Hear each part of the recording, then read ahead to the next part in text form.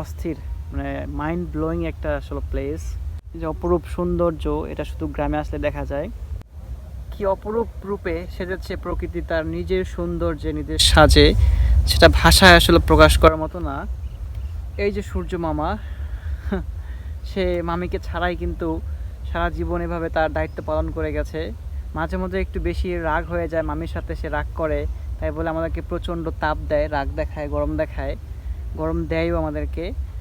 সে কিন্তু তার বাংলার আকাশে সে আর হয়তো আধা ঘন্টা সে তার দায়িত্ব পালন করবে, অর্থাৎ আমাদেরকে আলো দেবে, তারপরে সে অন্য কোনো দেশে তার দায়িত্ব পালন করার জন্য সে চলে যাবে, সেখানে আলো দেওয়ার জন্য। আর এইদিকে কিন্তু তার প্রতিকূলে অনেক সুন্দর একটা দৃশ্য। আমি যদি বলি, এত বড় একটা নৌকা আমি শুধু একা, অবশ্য বেশি বড়ও না নৌকাটা, আমি একাই বসে আছি, দু পা ছড়িয়ে একদম নীল আকাশের নিচে আমি একা।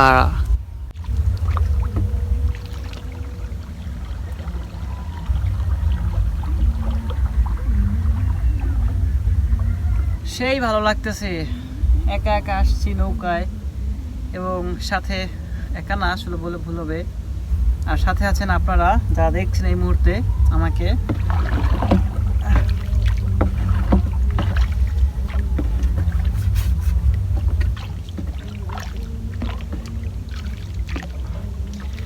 কোন দিকে যাব ভাবছি, না একটু নির্জন জায়গায় যাই যেখানে আসলে কেউ নাই, অনেক দূরে চলে যাব।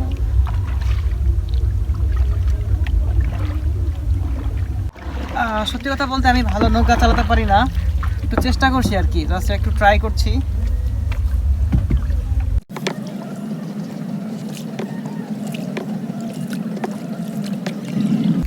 নৌকা চালাতে গেলে শুধু ঘোরে নৌকা, কি বলবো, এদিকে যায় ওদিকে যায়, কি অপরূপ সৌন্দর্য। আসলে এটা গ্রামে না আসলে বোঝা যায় না। আমার আসলে এত ভালো লাগে এখন, সেটা আসলে আমি ভাষায় প্রকাশ করতে পারবো না। শুধু যদি আমি দেখাই, যে দেখেন আপনার আমার পিছনে যে আমাদের সূর্য মামা, সে কিন্তু তার দায়িত্ব পালনের শেষের দিকে। এই যে আমাদের সূর্য মামা কিন্তু দেখা যাচ্ছে তার দায়িত্ব পালনের শেষের দিকে আছে। সে আমাদেরকে আর কিছুক্ষণ আলো দেবে, বেশি সময় না, তারপরে সে কিন্তু চলে যাবে তার অন্য জায়গায়, যেখানে সে আবার আলোকিত করবে, অর্থাৎ অন্য কোনো দেশে চলে যাবে। আমি কিন্তু একটা সুন্দর একটা জায়গায় আছি।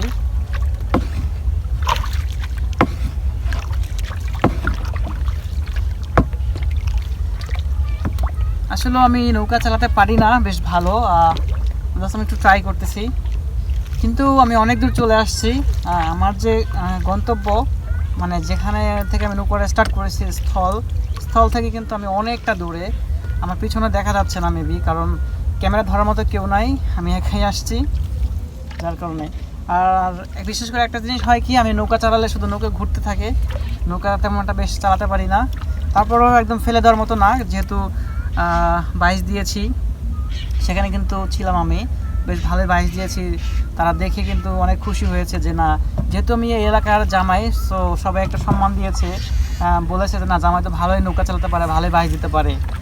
সবাই অনেক বেশি খুশি হয়েছে। আমি কিন্তু সেই বড় নৌকাতে ছিলাম।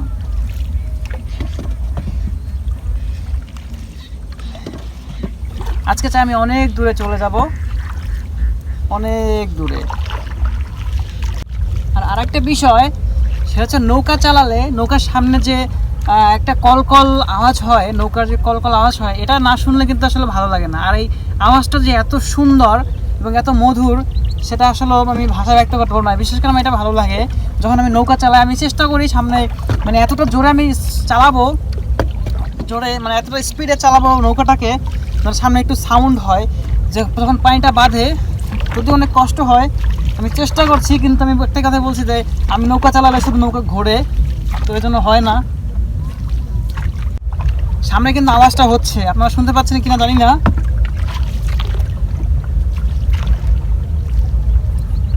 সামনে কিন্তু আওয়াজটা হচ্ছে, আমি দেখাতে পারছি না, কারণ আমি একা আসছি ভিডিও করার জন্য। সো একা চালাই আবার গিয়ে ভিডিও করাটা অনেক টাফ হয়ে যায়, সো আমার পক্ষে সম্ভব হচ্ছে না। তো আমি যাব একটু সামনে, আমি কিন্তু অনেক দূর চলে আসছি। সামনে যে একটা ভেসাল আছে, মানে আমি জানি না আপনারা ভেসাল চিনেন কি না। ভেসাল দিয়ে আসলে মাছ ধরে, ভিয়ের মতো আকৃতি, এরকম জাস্ট ভিয়ের মতো এরকম নামে এরকম উঠায়। সো এই যে ভিয়ের মতো দেখতে এই জন্য এটাকে ভেসাল বলা হয় গ্রামের ভাষায়, মানে আঞ্চলিক ভাষায়। কিন্তু কোন জেলায় কোন অঞ্চলে এটাকে কি বলা হয় সেটা আসলে আমি জানি না। কিন্তু আমাদের এই যে গোপালগঞ্জ, বরিশাল এর আশপাশের জায়গাগুলোতে যে মাছ ধরার যে ফাঁদটা ভিয়ের মতো, এটাকে কিন্তু ভেসাল বলা হয়। এটা কিন্তু আমার পিছনে আছে, আমি জাস্ট দেখাই। দূরে দেখা যাচ্ছে কিনা আমি জানি না। তো আমি একটু চেষ্টা করবো ওটা কাছাকাছি যাওয়ার জন্য, আপনাদেরকে নিয়ে যাওয়ার জন্য। তো এই জন্য আমাকে কী করতে হবে, নৌকাটা একটু ঘোরাতে হবে। আমি নৌকাটাকে একটু ঘুরিয়ে নেই। তবে সব থেকে কিন্তু মজার হচ্ছে যে সামনে, মানে নৌকা চালালের সামনে যে একটা পানিটা যে দুই দিকে ভাগ হয়ে যায় এবং তাতে যে একটা শব্দ তৈরি হয়, এই শব্দ তরঙ্গটা কিন্তু আসলে সত্যি মানে শুনতে অসাধারণ। মানে আমার যে এত ভালো লাগে এই শব্দটা শুনতে। কি মাছ ধরতে গেছিলেন নাকি? মাছ পাওয়া গেছে? কি পরিমাণ? একটু দেখতে চাইছিলাম। হ্যাঁ, কালো একটু ভিডিও করে নেওয়া যাবে না? আচ্ছা ঠিক আছে, তাহলে যান, চলে যান। মানে আসলে এক ভাই মাছ ধরে নিয়ে যাচ্ছিল, দেখতে চাইলাম, বলছে যে না নৌকার ভিতরে মাছ রেখেছে এবং মাছগুলো মানে জলগুলো অনেক কালো, এর জন্য সে দেখাতে পারবে না। বলছে না ভাই দেখানো যাবে না। সুতরাং এখন আমি দেখাবো হচ্ছে ভেসালটা আসলে দেখতে কেমন। গ্রামের ভাষায় এটাকে ভেসাল বলা হয়, কিন্তু এটার সাথে তো আমি কোনো জাল দেখতে পাচ্ছি না। মনে হয় এটা নতুন তৈরি করছে, তাই এটার সাথে জাল নেই। এটা ভিয়ের মতো দেখতে, যে দুইটা লম্বা দুইটা বাঁশ, সেই বাঁশ দিয়ে বানানো ভিয়ের মতো, যার কারণে এটাকে ভেসাল বলা হয়। এটা দিয়ে কিন্তু মাছ ধরে। এটা যখন নিচে নামানো হয় তখন জাল থাকে এর মধ্যে, তখন নিচে নামে। আর হচ্ছে যখন মাছ ঢোকে তখন এটাকে আবার চাপ দেওয়া হয় পিছন দিকে, যেখানে ভিয়ের শেষ মাথাটা কর্নারটা, ওখানে চাপ দেওয়া হয়। তাতে কিন্তু মাছগুলো আটকে পড়েছে এবং মাছ ধরতে পারে। সো এটা কিন্তু সত্যি অনেক সুন্দর একটা জিনিস। আমি ওর কাছাকাছি যাওয়ার চেষ্টা করব, দেখি যেতে পারি কি না। সো এই ছিল আজকের ভিডিও। আপনারা সবাই ভালো থাকেন, সুস্থ থাকেন, আর আমার জন্য দোয়া করবেন, প্রার্থনা করবেন। আপনাদেরকে যেন ভালো ভালো ভিডিও আমি এভাবে উপহার দিতে পারি, আর একটু সাপোর্ট করবেন। যদি সম্ভব হয় তাহলে একটু ফলো দিয়ে যান, একটা সাবস্ক্রাইব করে যান, একটু শেয়ার দিন যদি সময় থাকে, আমার জন্য একটু সময় থাকে তাহলে প্লিজ ভিডিওটা একটু শেয়ার দিন। আপনারা শেয়ার দিলে আমি কোটিপতি হয়ে যাব না, জাস্ট আমার ভিডিওটা বেশি মানুষ দেখবে, বেশি মানুষ আনন্দিত হবে, বা একটু হলে এন্টারটেইন হবে, বা এই যে গ্রাম বাংলার যে প্রকৃতি সেটা তারা উপভোগ করতে পারবে বা দেখতে পারবে। জাস্ট এতটুকুই, কারণ সেই ইনকাম করার পর্যায়ে এখন আমি যেতে পারি না। সেখানে যেতে হলে আপনাদের অনেক সাপোর্ট দরকার। আপনারা যদি সমর্থন করেন তাহলে হয়তো আমি সেখানে পৌঁছতে পারি।